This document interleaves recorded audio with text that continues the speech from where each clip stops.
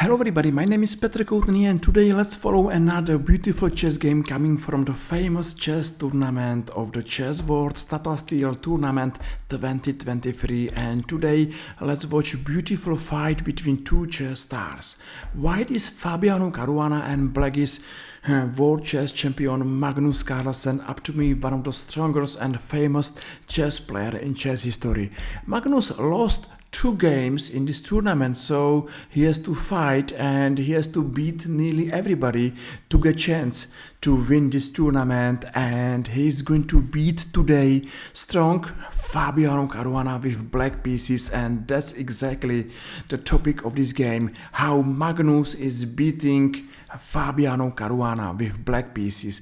Fabiano now played move a4 and he's going to avoid famous martial defense. That's the first sign that this game will not be boring game. Why?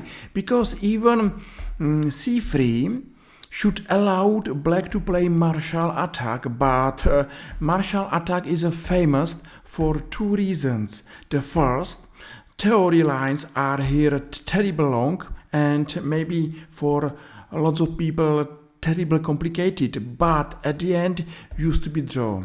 Used to be really drawish opening. Even looks like black is attacking white's king and white has to be careful. Everything is a theory, and at the end of these long variations should be everything draw.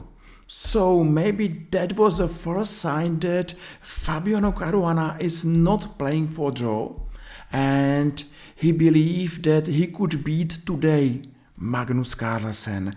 That was only variation of one of many lines of martial attack. And now let's come back, because we know that Fabiano played move a4, so he avoided martial defense, and that's a clear message to Magnus Carlsen. Let's fight. Okay, Magnus Carlsen played b4, a5 and d6. That's still a theory. c3, and because white is going maybe to open b file, make a sense to go rook to b8 and to be ready in case b file is open. It's of course good to place our rook to open files, and if b is opened, it's good to have that rook. So rook b8 happened, h3, h6 and d4. Still white's got advantage, and this is typical Spanish advantage. White has to prove how he will play next moves and how he will improve his position. Even he is playing with slight edge. That's not everything here. Black nicely open a b file, so now makes sense to see our rook or black's rook on b8, and now he opened a position for one more time. So he took on a d4, and white decided maybe to play a little bit a risky variation, and he took by a knight. It's not exactly too risky, because this knight should go one day to f5, and this is a really dangerous knight in the future for black. But don't worry, Magnus knows what he is playing, and he brings another piece to game. Bishop d7 is doing a good job, and up to me, looks to me that black pieces are ready for fight. White has to find somehow he will put his not working army to game. So I think bishop f4, knight d2, knight f1, knight g3 maybe make sense, but white has to bring his pieces to game immediately. There is no room for mistake, there is no room for wasted move. Bishop f4 makes sense, knight e5 and knight a3. So we saw everything what we are looking forward if we are watching top GM's games, because both players of course simply bring their pieces to game, and Magnus played rook e8, bishop g3 and bishop f8. Typical Spanish moves, and white is going to play move f4. So yes, I told you before that Magnus is going to beat white here, and it's still absolutely clear that Magnus is worst. But Magnus is fighting as a world chess champion, and he's not ready to lose this game. Even I think that he's not thinking about any draw. So, okay, he came back knight c6 and e5, e6. So, white is claiming advantage. He is going to push his e4 pawn to e5, and black's position is nearly under heavy pressure. e5, one day e6, that's a threat. So let's move e5, and Magnus took on e5. You know why Magnus is playing this move? Because let's watch this dark square's bishop. Now this bishop is blocked, and after this exchange, this bishop is playing without any effort. So okay, e5 move looks like dangerous move to black, but black is not worried. He's going to think about his pieces, and right now he think about his dark squares bishop on f8, and he's happy to took on e5. Okay, now Magnus took on d4 and played bishop c6. It's a big question why it's not good to take a knight on f6, because looks like this knight is for free, and this is a critical position. Follow these light squares, white's bishop now is doing a good job on b3, and Fabiano will play bishop c2, and that's a losing mistake. But of course, we are interested why this move is not working. Okay, black will take on e1, say that white will take back, and of course is losing on b3 another piece. So makes sense to take by a bishop, and I hope that you see this beautiful variation. Black will take on b3, and in case white is taking here, there is a check on d4, and watch what's happened next with rook on a1.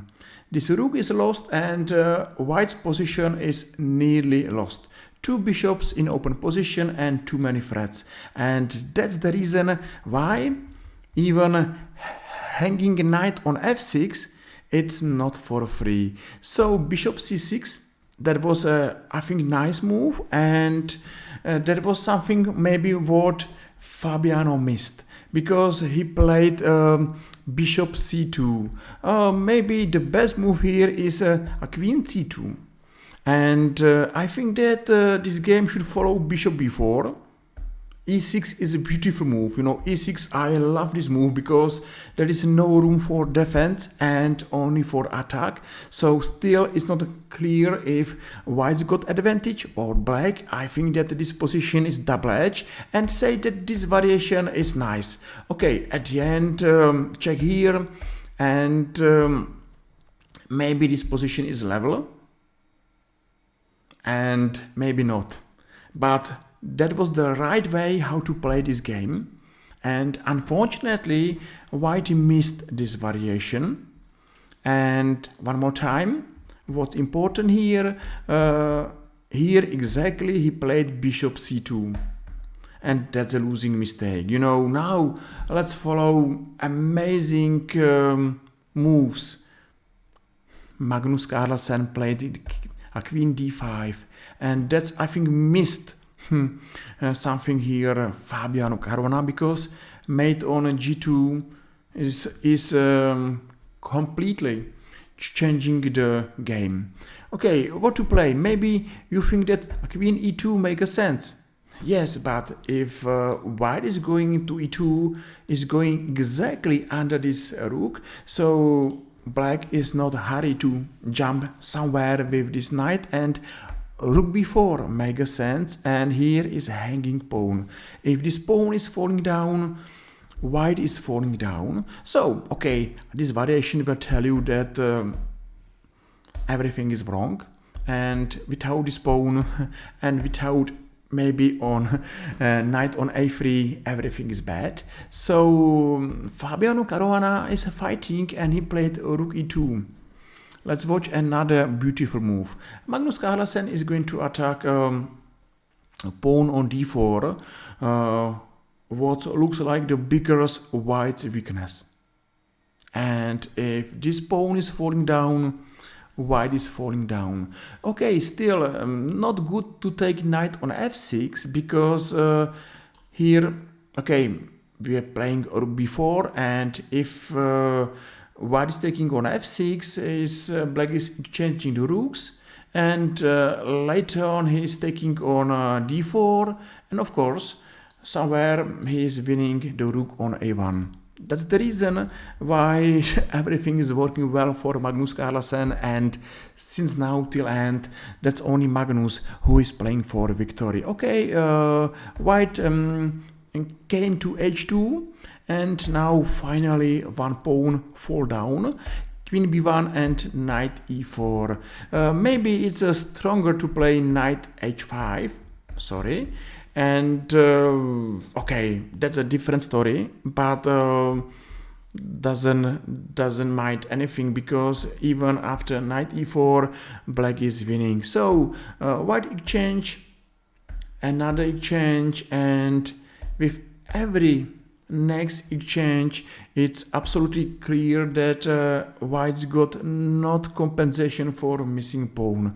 In an open position, two bishops, extra pawn, and plan rook b8, rook b5, and another pawn is falling down. This position is absolutely lost for white. And say well done to Magnus Carlsen because he won against strong chess player, of course, as Fabiano Caruana is. So rook b8, beautiful. Now rook b5, and Magnus is attacking white's weaknesses. E6, another pawn fall down, and rook c5 and bishop d5. After another exchange, everything is clear. White is losing maybe another pawn. White is losing this game, and we saw beautiful victory of Magnus Carlsen. Looks like a simple victory, but you know, it was a hard game and good fight. So hopefully you enjoyed this video and you saw good game. Fabiano Caruana against Magnus Carlsen. And at the end of this video, if you're happy with my effort, feel free and press like or press follow and made my day. Hopefully I'm going to see you soon in our another YouTube chess video. If yes, welcome tomorrow. Thank you and bye bye.